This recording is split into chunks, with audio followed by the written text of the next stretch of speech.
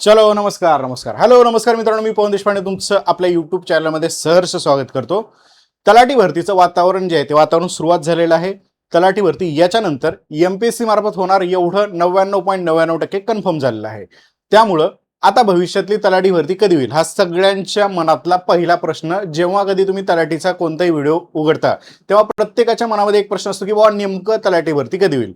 याच्या आधी 2023 मध्ये तलाठी भरती झाली होती.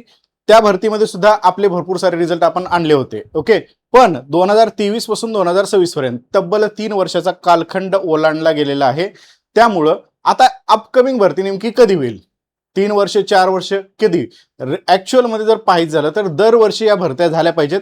जशा सेंट्रलच्या भरत्या दरवर्षी होतात तशाच महाराष्ट्राच्या पण भरत्या दरवर्षी झाल्या पाहिजेत, जेणेकरून विद्यार्थी सतत अभ्यासात राहू शकेल.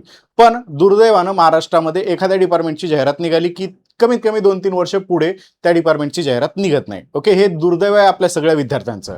चलो असो, त्यावरती आपण नंतर बोलूयात. पण सध्याच्या घडीला तलाठी भरतीचं वातावरण सध्या महाराष्ट्रात सुरुवात आहे. तलाठी भरतीची जी काही प्रोसेस आहे ती आता याच्यानंतर एमपीएससी कडे जाणार आहे. आता रिक्त जागांची संख्या मागून घेणं ही पहिला टप्पा इथं चालू झालेला दिसून येतोय. प्रॅक्टिकली जर तुम्हाला सांगायचं झालं तर अजून 4-5 महिने तलाठी भरती होण्याची शक्यता इथं मला तर दिसून येत नाही. त्यामुळं जे कोणते विद्यार्थी आतापासून अभ्यासाला सुरुवात करतायत त्यांना आरामात 4 ते 5 महिन्याचा कालावधी भेटेल.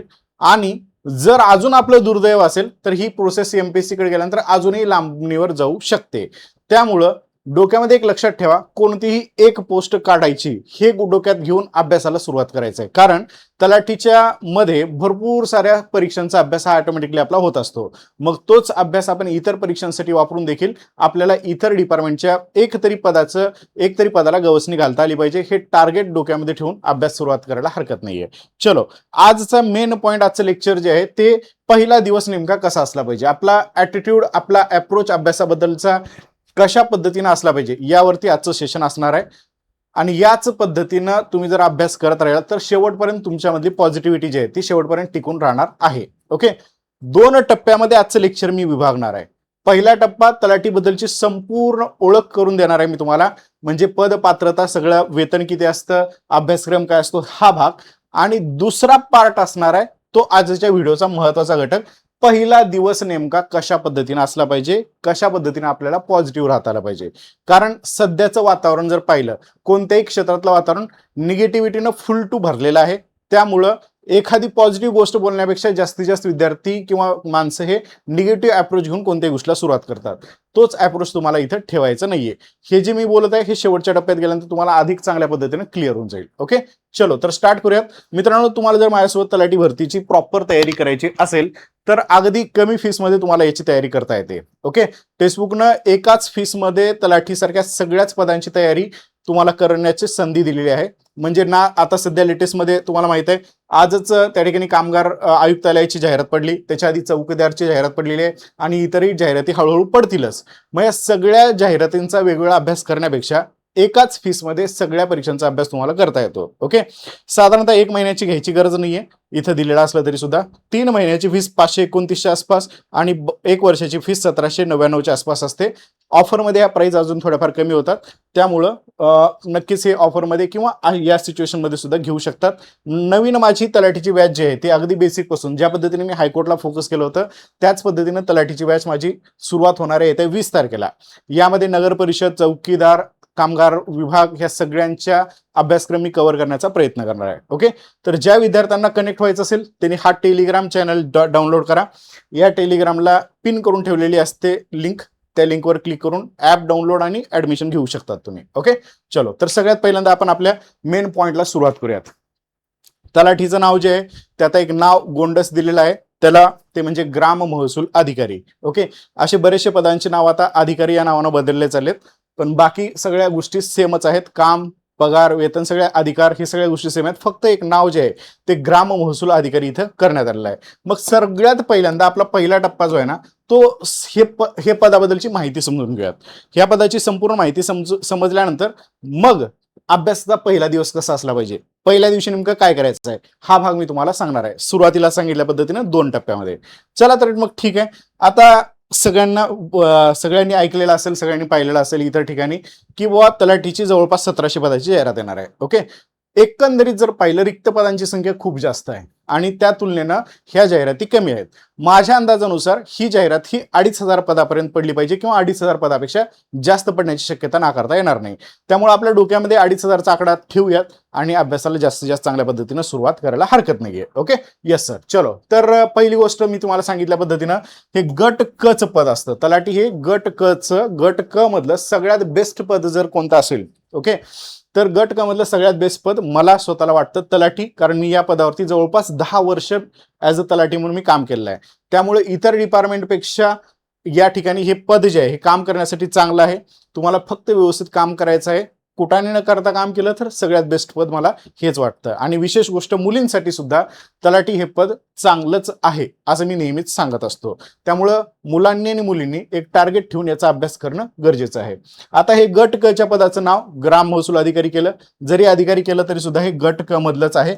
ओके, गट क मध्येच येणार हे पद आहे. ह्याचा जो स्केल असतो हा S8चा स्केल असतो, म्हणजे जेणेकरून तुम्हाला स्टार्टिंग 40,000 रुपये पेमेंट जे आहे ते पेमेंट पडतं.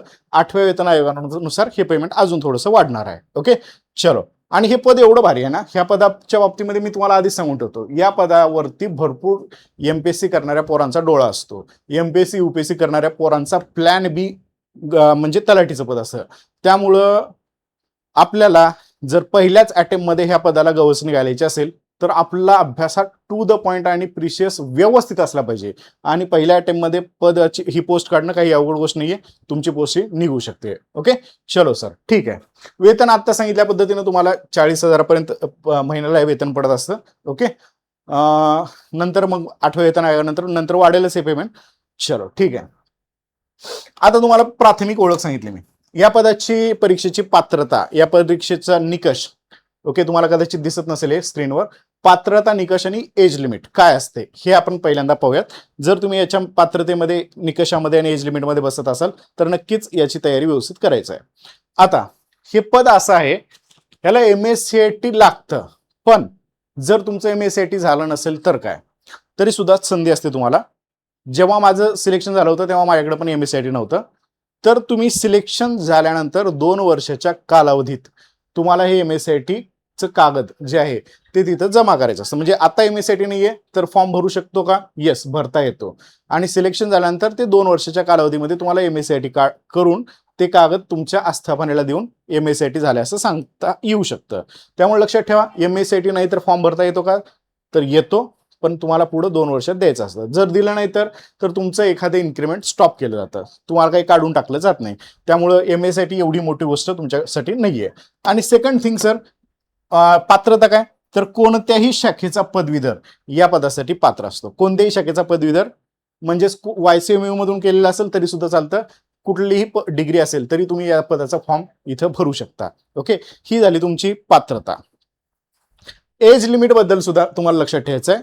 ओपन कॅटेगरीमध्ये असाल तर तुम्हाला एज लिमिट आहे 18 ते 38 वर्षाची. ओके, 18 ते 38 वर्षाची एज लिमिट तुम्हाला असणं अपेक्षित आहे. ओबीसी मध्ये असाल तर +3 म्हणजेच 41 वर्षापर्यंत तुम्हाला फॉर्म भरता येतो. SC ST मध्ये असाल तर +2 परत 43 वर्षापर्यंत SC ST कॅटेगरीमध्ये फॉर्म भरता येतो. त्याच्यानंतर खेळाडू असाल, खेळाडूचं प्रमाणपत्र, प्रकल्पग्रस्त, भूकंपग्रस्त असे सर्टिफिकेट जर असतील तर ह्या प्रकल्पग्रस्त, भूकंपग्रस्त खेळाडूसाठी रिझर्वेशन पण असतं जागांमध्ये. तुमच्याकडे सर्टिफिकेट नसेल तर काढून ठेवा, तुम्हाला भविष्यात त्याचा फायदा होईल. याच्यासाठी एज लिमिट जी आहे ती 45 वर्षापर्यंत तुम्हाला असते.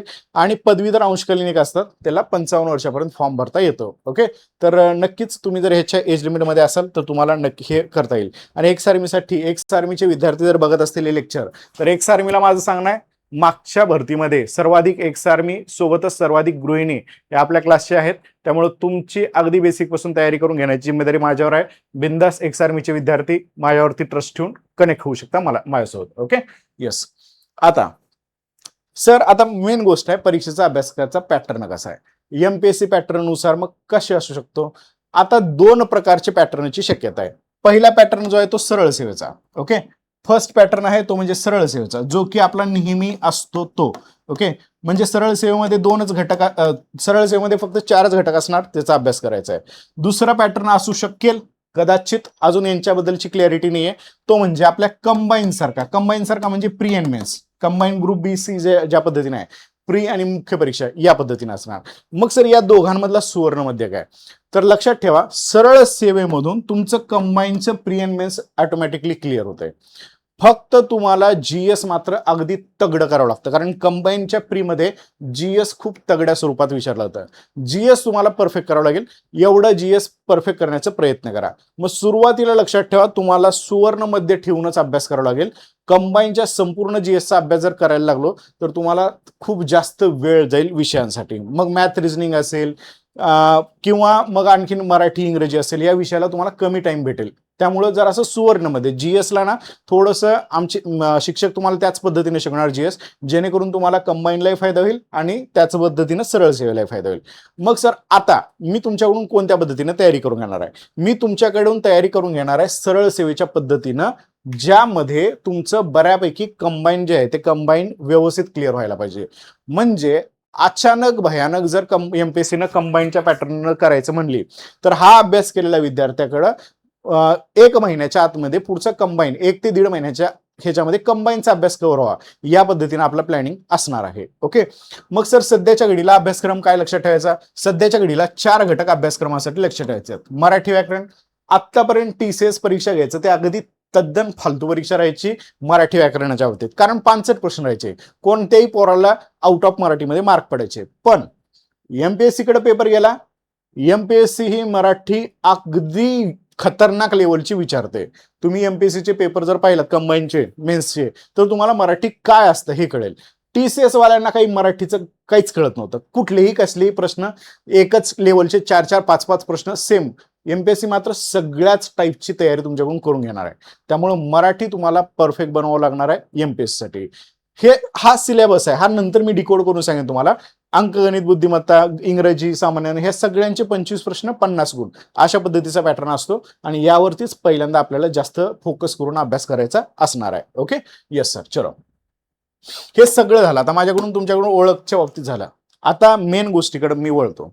सर मेन गोष्ट आहे अभ्यासाचा पहिला दिवस, अप्रोच कसा असला पाहिजे. आता इथपर्यंत जर व्हिडिओ बघितला असेल तुम्ही, तर व्हिडिओच्या खालच्या कमेंटमध्ये काही लोक निगेटिव्ह बोललेले तुम्हाला दिसतील. Okay. Negative in the sense, ही परीक्षा, ही भरती अशी, ही भरती तशी, भरती होणारच नाही, क्लासवाले फक्त स्वतःचे बॅचेस काढण्यासाठी, अशा पद्धतीने भरपूर सारे विद्यार्थी नेहमीच तुम्हाला सगळ्याच ठिकाणी बोलत असताना दिसतात. ओके. हा एक निगेटिव्ह अप्रोच असतो. तर मला तुम्हाला सांगायचं आहे, जर तुम्ही अभ्यासामध्ये नवीन असाल तर पहिली गोष्ट, या निगेटिव्ह गोष्टीपासून पहिल्यांदा दूर राहा. ओके. भरपूर सारे मागच्या भरतीमध्ये असे विद्यार्थी होते जे निव्वळ 22व्या 23व्या वर्षी, ज्यांची परिस्थिती पण तेवढी स्ट्रॉंग होती, त्यांनी देखील पोस्ट काढलेले आहेत. म्हणजे याचा अर्थ असा आहे की जर तुम्ही फक्त तुमच्या अभ्यासक्रमावर लक्ष ठेवलात आणि मी आता पुढे जसं सांगतोय त्या पद्धतीने जर अभ्यास केलात, तर तुमचं पण खात्रीनं सिलेक्शन याच्यामध्ये होऊ शकतं. पॉइंट कळतोय?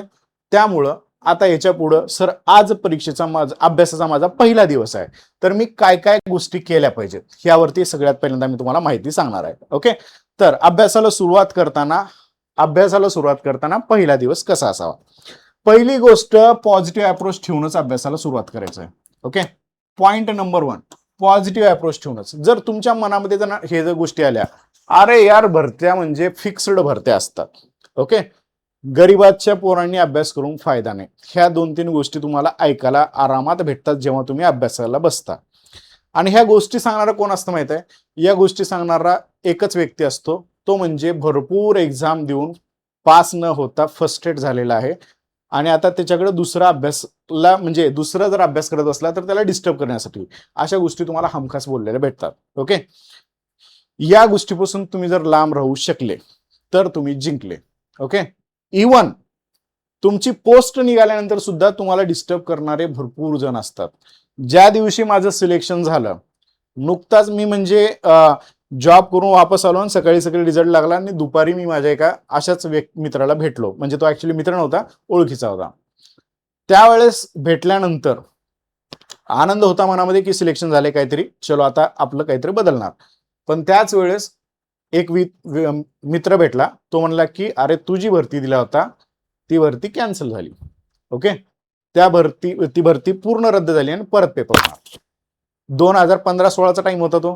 तेव्हा आत्तासारखं इंटरनेट किंवा इतर सुविधा ज्या आहेत, युट्यूबचे व्हिडिओ, हे व्हिडिओ, ते व्हिडिओ, तेव्हा काहीही नव्हतं.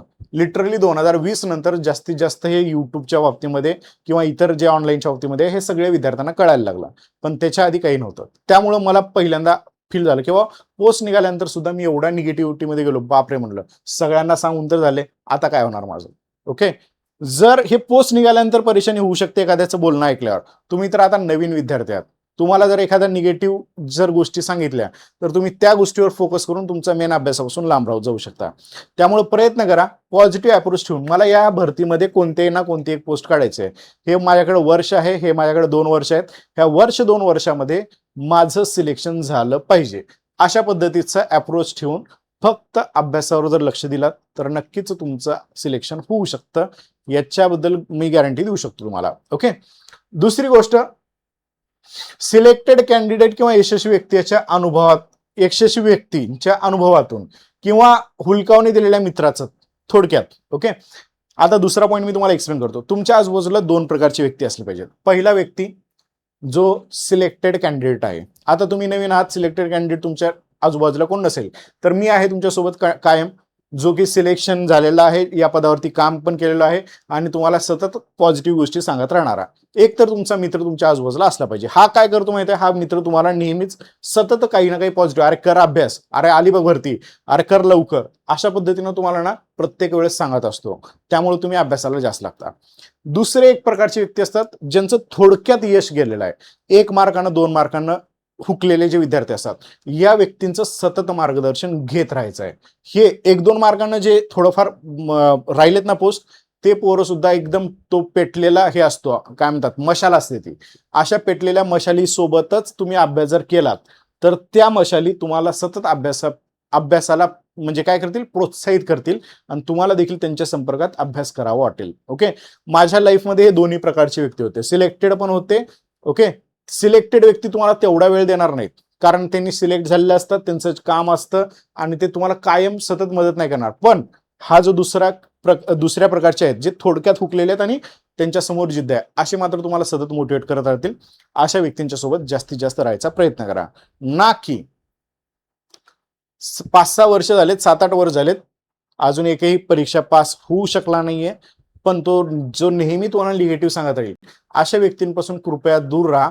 कारण एकदा माइंडसेट तसा बनला की अभ्यासाला बसताना तुम्हाला परत परत त्रास होईल. ओके, हे दोन्ही व्यक्ती जे असतील थोडक्यात यश हुकलेले, ते तुम्हाला कायम मदत करतील, कायम मार्गदर्शन करतील. अशा व्यक्तीचं मार्गदर्शन घ्या. एखादं जर करत नसेल तर परत त्याला दादा म्हणा, भाऊ म्हणा, काही म्हणा, पण मार्गदर्शन घेत राहा. ओके, चलो सेकंड, पुढचा पॉईंट.